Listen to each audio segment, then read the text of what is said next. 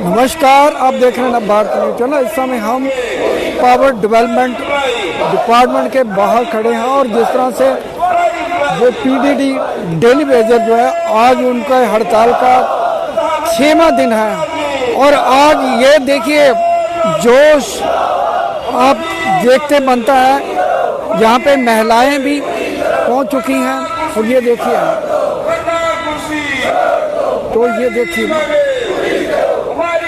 और लगातार ये उन्होंने पहले 72 घंटे की हड़ताल की थी, उसके बाद उन्होंने एक्सटेंड कर दिया। जिस तरह से इनका जोश देखते हुए बनता है, जिस तरह से आप देख सकते हैं कि काफ़ी संख्या में जम्मू डिवीज़न के हर क्षेत्र से ये डेली वेजर पहुंचे हैं और ये आर पार की लड़ाई जो है इस समय उनकी सामने।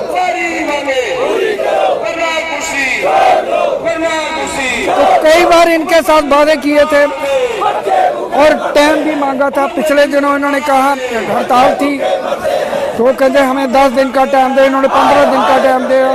उसके बाद फिर यह धरना प्रदर्शन किया तो उसके बाद फिर से इनको कहा गया कि हमें 15 दिन का टाइम दे और लगातार इनके साथ धोखा किया जा रहा है और लगातार ये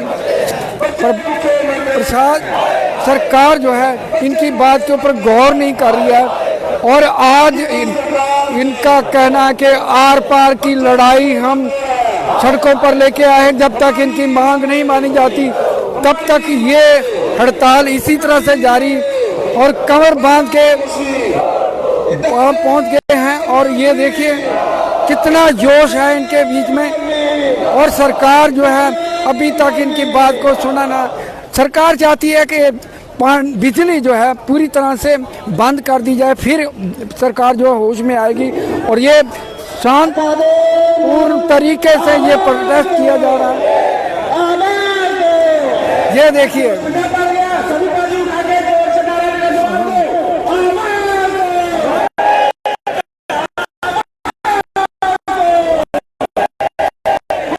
तो अब दर्शकों इनकी लड़ाई जो है वो आर पार की होगी है। सरकार को इनकी बात को सुनना ही पड़ेगा और ये कुछ नहीं चाहते।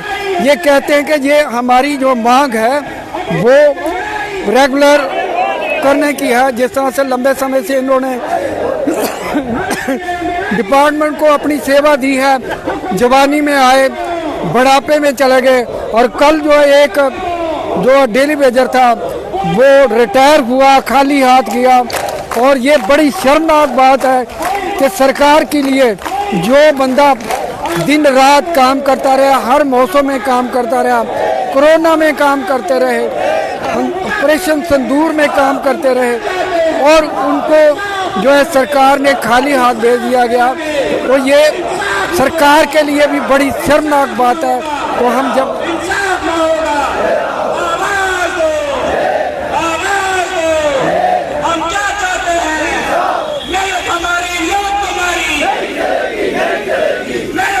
तो ये देखिए जोश, ये डेली वेजरों का जोश देखिए।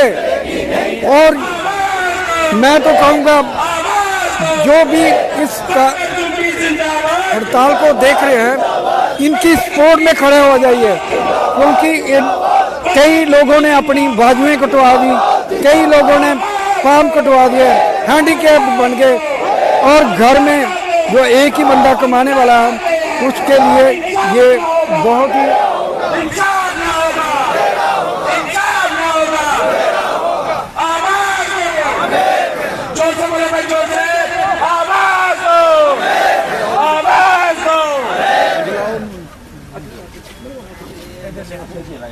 तो ये वर्कर आज कितनी संख्या में आए हैं।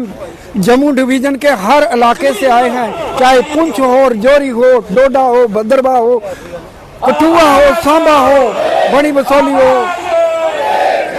हम क्या चाहते हैं? हम क्या चाहते हैं? इंसाफ न होगा, इंसाफ न होगा, इंसाफ के आगे, इंसाफ के आगे।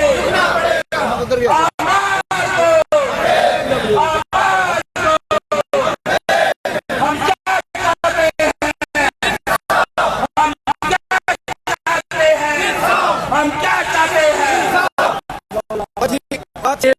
और कल मैंने देखा है कि पूरी जम्मू डिवीजन से पहुंचे हुए पीढ़ी के, क्या कहेंगे इसके ऊपर आप? जी हमारा एजिटेशन चल रही है पिछले 26 तारीख से। तो हमारा जो पीडीआर वर्कर है वो एजिटेशन पे बैठा हुआ है। तो इसमें हमारा जो डिमांड थी तो वो 550 लोग थे, उनके ऑर्डर की। तो अभी भी हमारे साथी जो हैं वो यहाँ बैठे हुए हैं। जब तक वो ऑर्डर नहीं करते हैं, सेक्रेटरीट से ऑर्डर लेके नहीं आते हैं, तब तक ये साथी यहाँ से उठने वाले नहीं हैं। तो इसमें इन्होंने खुद कहा था कि 10-15 दिन का टाइम, तो 10 दिन 5 दिन 6 दिन हो गए हैं, 4 दिन बचे। तो हम यही कहते हैं कि जितनी आप हमारे से इधर बात कर रहे हैं, आप सेक्रेटरीट से फाइल को साइन करवा के ले आओ, तो कहानी ख़त्म करो, क्यों बिठा रहे हो इधर। तो हमारे जो लोग हैं ये पीसफुली तरीके से यहाँ पे बैठे हुए हैं। तो जो कि सिस्टम है, सिस्टम भी चल रहा है। जिस तरह से हड़ताल पे हैं तो ये तो जाहिर सी बात है कि जो सेक्रेटरीट तक भी ये बात पहुंची होगी, लेकिन अफसरशाही क्या आपकी बात सुनने को तैयार ही नहीं? क्या नहीं, मीटिंग हो रही है, बात चल रही है। हम एक ही बात कहते हैं कि आप जो फाइल सेक्रेटरीट में पड़ी है उसके साइन करवा के आप फाइल को यहाँ ले आओ, बात खत्म है। इतनी बात है। फाइल के पर साइन करने के लिए कितने 15 दिन लग जाते हैं? एक कोई 10 मिनट का काम है। वही तो चीज़ है, हम भी वही कह रहे हैं कि आज ईओ ऑफिस का टाइम है और आज अगर मैक्सिमम अगर आज शाम को अगर यहाँ से ईओ ऑफिस करोगे तो कल मतलब आधे घंटे के बाद वहाँ हो जाता है। ईओ ऑफिस में 2 मिनट में मेल आ जाती है। मगर अब किसी ने करना नहीं हो तो वो बात लग रही। अगर किसी ने काम करना हो तो यहाँ से सेक्रेटरीट से यहाँ ले आओ, बात खत्म हो गई। ये लोग भी बेचारे अपने अपने घरों में जाएं, क्योंकि हम नहीं चाहते, ये लोग नहीं चाहते हैं कि भैया हम एजिटेशन पे बैठें, क्योंकि इन सरकार एडमिनिस्ट्रेशन ने हमें मजबूर कर दिया। क्योंकि हम पिछले 3 साल से चुपचाप करके बैठे हुए थे। 2022 में शासन ने कहा अब आर पार की लड़ाई है, अब आर पार की लड़ाई है। लड़ाई यही है कि वो 550 लोगों के ऑर्डर दें, तो उसके बाद यहाँ से एजिटेशन उठने वाले। जी बहुत शुक्रिया आपका। आज मैंने देखा कि आपके डेली बेसिस में काफ़ी जोश है और हर इलाके से लोग आए हुए हैं। जी काफ़ी तादाद में हमारे साथी जो हैं आज ग्राउंड पे बैठे हुए हैं और इनका बाकी कुछ लोग आ रहे हैं। और इनका एक ही मुद्दा है कि हमें यहाँ से तभी उठेंगे तब हमें इंसाफ मिलेगा। आप जानते हैं आज हमारा 6ठा दिन है स्ट्राइक का, और इन 6 दिनों के अंदर जितने भी हमारे साथी हैं उन्होंने अभी तक पब्लिक को डिस्टर्ब नहीं किया। मेंटेन रखा हमने सिस्टम को कि किसी किस्म का कोई गर्मी भी है तो पब्लिक कहीं सफ़र ना हो। तो कल से अमरनाथ यात्रा भी शुरू होने जा रही है। जैसा से अमरनाथ यात्री पहुंच रहे हैं, तो आपको लगता है कि अगर सरकार ने आपकी बात नहीं सुनी तो उनको भी सफ़र करना पड़ेगा? जी हमारी अगर बात ऐसी है कि हमारी कोशिश यही है कि वो लोग जो सफ़र कर रहे हैं, कोशिश हमारी यही होगी कि वो सफ़र ना हो। बाकी हम मेंटेन नहीं करेंगे, जो जैसे चल रहा है सिस्टम वैसे चलाएंगे। तो हमारी अगर ये बात सरकार को पता है कि हमारे दूर से अमरनाथ यात्रा के लोग जो मेहमान हैं हमारे जम्मू कश्मीर में आ रहे हैं, तो वो सफ़र ना हो, तो ये जो लोग बैठे हुए हैं पिछले 30 सालों से पिस रहे हैं, इनके बारे में कोई क्यों नहीं सोच रहा? इनके बारे में भी सोचना चाहिए। आपका एक साथी जो है बिना रिटायर हो गया, बिना कुछ खाली हाथ चला। जी बिल्कुल, वो हमारे साथी आज भी हमारे पास यहाँ हमारे बीच में मौजूद हैं और उनका 557 लिस्ट में उनका नाम था।